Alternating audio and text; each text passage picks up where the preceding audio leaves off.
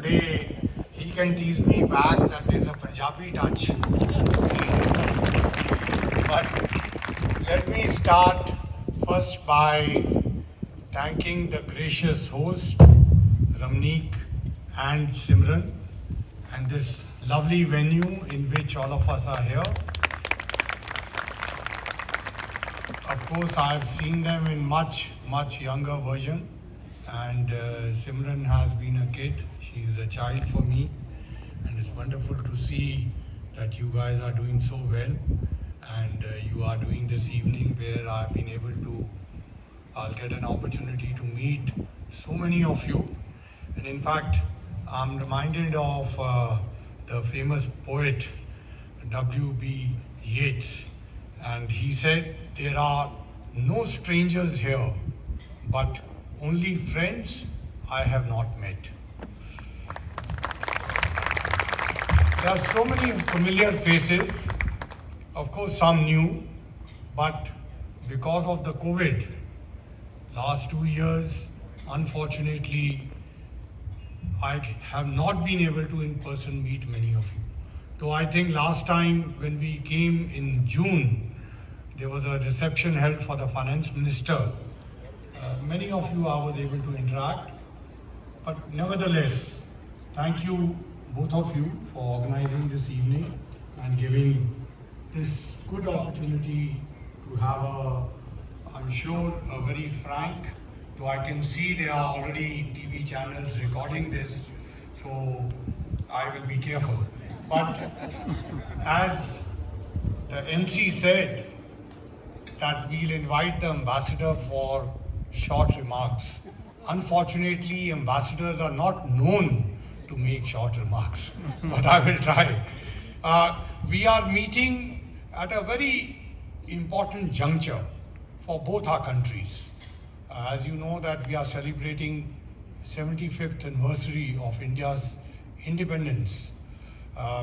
As the Consul General mentioned, Azadi Ka Amrit Mahotsav. Plus, there's another occasion. This is the 75 years of establishment of relations between independent India and the United States. I don't know if many of you know that India's independence was hastened by the intervention of United States by a few years. In fact, if any of you have been to the India House in Washington, D.C., that property was bought in 1945 because with the intervention of United States, we were able to establish the first mission in Washington, D.C. in 1945. And that's the persuasion had come from the United States, and subsequently too, the President of the United States played an important role in ensuring that India attains independence a few years earlier than it was contemplated. I had come to actually San Diego because for the first time in our history, we got an Indian frigate visiting, and we celebrated, that is the US Navy and the Navy of India together celebrated Independence Day there on the ship. And the top leadership of United States Navy, including the Navy Secretary and the Pacific Commander, were there. Apart from, of course, prominent Indian Americans and members of the Navy and other armed forces. California, as the Consul General mentioned, had a special place in not only US economy, but society and polity, as well as India-US relations. I think I don't need to give any one of you a history lesson. All of you are aware of the Gadari Babas, you are aware of the Gadar movement.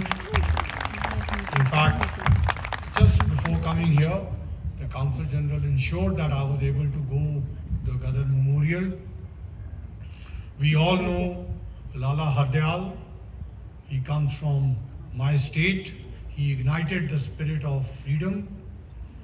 Of course, Rabindranath Tagore has visited SFO, and one of the newspapers at that time wrote, "Where cult of Tagore took the world by storm."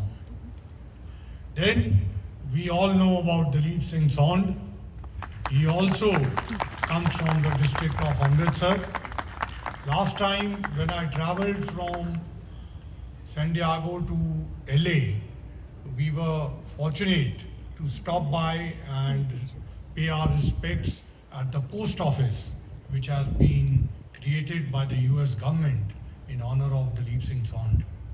Also, when Prime Minister Modi visited US Congress in 2016, he especially went and paid respects to the portrait of Dalip Singh Sond, which hangs in the US Congress. So if many of you have not seen it, you must see it when you come next to Washington, DC. Similarly, I know and I see a lot of friends, a lot of farmers here who have been so successful. And many times I tell them that the same techniques and the same hard work which is put in here can also be transferred to Punjab.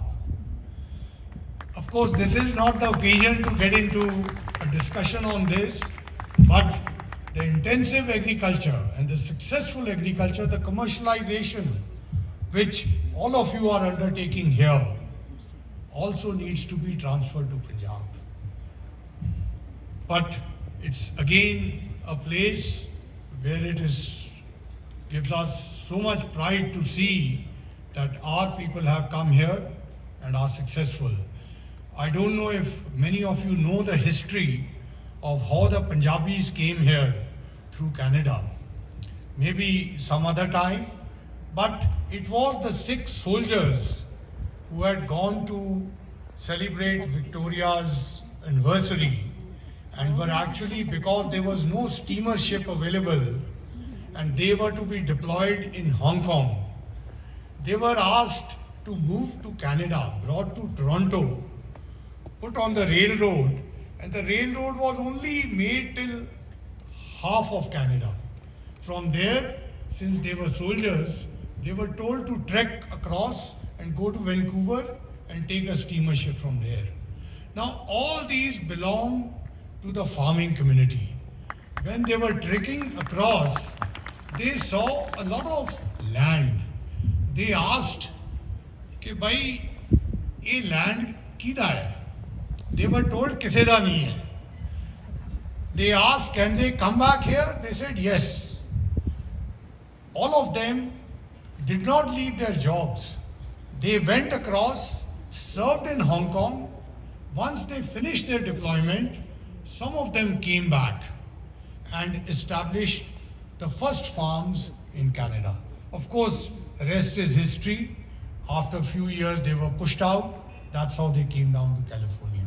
That's the forefathers of many of the big farmers who are here. Similarly, the tech wave. We all know about it. This is again the area. In other words, if a story of India-US partnership is written, it is incomplete without several chapters focusing on the West Coast.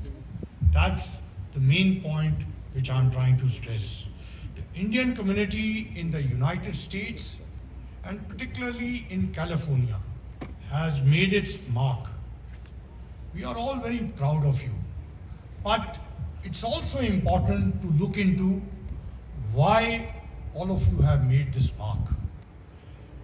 Because you have a strong skill set.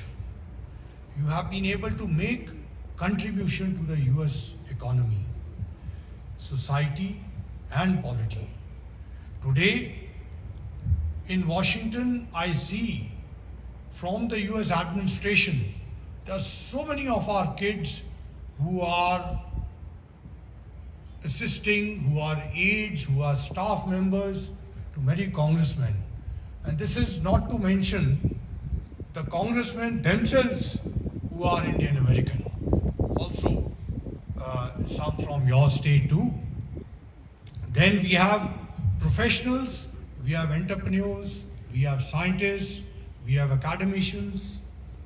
In fact, today I was sharing with my colleagues. Last 2 days, I have visited 2 universities and many centers, including Berkeley today. Is no meeting I have gone in which at least there are 2 or 3 Indian American professors. That speaks about the strength of our community. Similarly, in civil service, there are Indian Americans spread across, CEOs of multinational companies. I don't have to elaborate on that. Also artists, students. I presume many of you would know that today we have 200,000 Indian students studying in different universities. These numbers are increasing and 2/3 of them are in STEM areas. They bring value and competitive edge to United States. And that's why there is a high regard for all of you, and you are role models for those young kids who are coming here. So please continue your success. We are very much proud of your strength. We are also proud of your achievements. And in recent times, we have counted on your strength too. For example, many of you who are doctors across the United States, when we had the first COVID here, a number of Indian students who had to leave their campuses were accommodated by many Indian Americans who own different hotels. And I can tell you, many of them welcomed them without even taking a single dollar. Similarly, doctors, whenever there was an emergency, I know my consulates and the embassy would give them a call. These doctors and professionals provided all assistance to young kids and helped them out. Because at that time, you remember there was lockdowns. The parents in India were very anxious. We tried to do, in fact, we successfully did the Vande Bharat flights, in which many of you were also able to travel. Your nears and dears from both sides were able to come. And in that, all of you helped us out. And we are very appreciative, very thankful for that. I want to spend 3-4 minutes on India-United States relations. As the Consul General here mentioned, as Ramneek mentioned, that I've been lucky to have a history of working on this relationship for the last 25 years in different capacities. And this relationship has indeed traveled. At least in my own memory, I have seen President Clinton's successful visit, subsequently President George W. Bush, then President Obama, President Trump, and now we have a very deep relationship with the current administration too. I'm sure you should not be surprised that despite the COVID, Prime Minister Modi and President Biden have met 4 times in last 1.5 years in person. In addition, 8 times they have met virtually. Similarly, most of our ministers, the senior ministers, in fact, I was putting it lightly in another American event that a few months back, we had 3 of our 4 security, we have a cabinet committee of security which has 4 members. 3 of them were visiting United States. That's the importance which United States has in Indian thinking. You are also aware that at the request of the President, India has joined the Indo-Pacific Economic Framework in Tokyo. This is the next generation of economic relations between like-minded countries. And in September, my Commerce Minister is coming to take part in the ministerial meeting which is taking place in LA. So, such exercises have continued despite the pandemic and despite the fact that there is no FTA between United States and India. Last year, we have had record trade between our two countries. So the process, this is still the tip of iceberg, but the process is going forward. It's going in the positive direction. Just 3 days back, I held a reception on Independence Day in Washington, DC. It's middle of August, and I don't have to explain to Americans here that August is a month of holidays. But we had a senior cabinet minister who was the chief guest. We had 2 senior White House advisors. We had 4 deputy secretaries of state who were acting secretaries at that time, and this stretches State Department, Defense, Commerce, USTR, the important areas.